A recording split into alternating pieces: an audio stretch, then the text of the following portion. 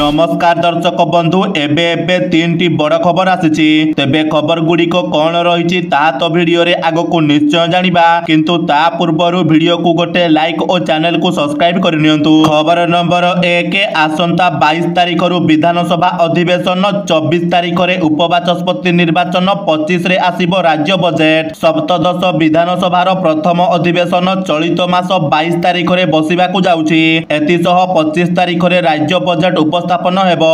ए नै आज विधिवत भावे विज्ञप्ति प्रकाश पाइछि। मिलिथिबा सूचना मुताबक राज्यपालक अभिभाषण सह सप्तदश विधानसभार अधिवेशन आरंभ हेबो। सूचनायोग्य जे राज्य रे सरकार परिवर्तन हेबा परे प्रथम थर पई मोहन सरकार एथर विधानसभा अधिवेशन रे बजेट उपस्थापन करिवे।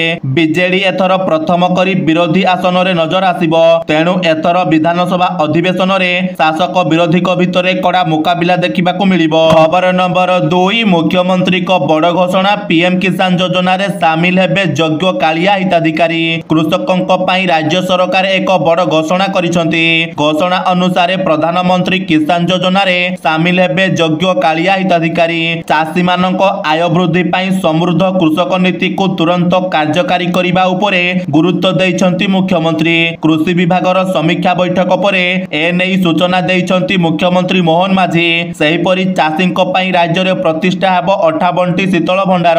सब डिविजन स्तर रे शीतल भंडार प्रतिष्ठा करा जिवो।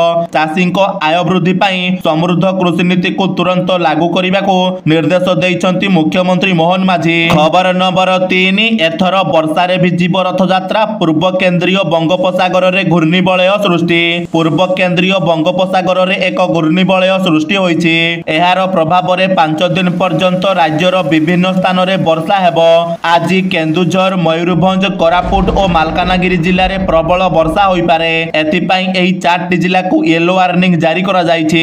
सेहिपरि आसंता काली मयूरभंज केन्दुझर कटक पुरी खोर्धा नयागढ़ गजपति रायगड़ा कलाहांडी और नवरंगपुर रे प्रबल वर्षा हो पारे। सेहिपरि गंजाम कंधमाल कोरापुट और मालकानगिरी रे अति प्रबल वर्षा हेबार संभावना रहिछि। 8 तारिख रे मयूरभंज केन्दुझर गंजाम गजपति कंधमाल रायगड़ा कोरापुट मालकानगिरी और नवरंगपुर रे प्रबल वर्षा नहीं पूर्वानुमान करिछि पाणीपाग विभाग।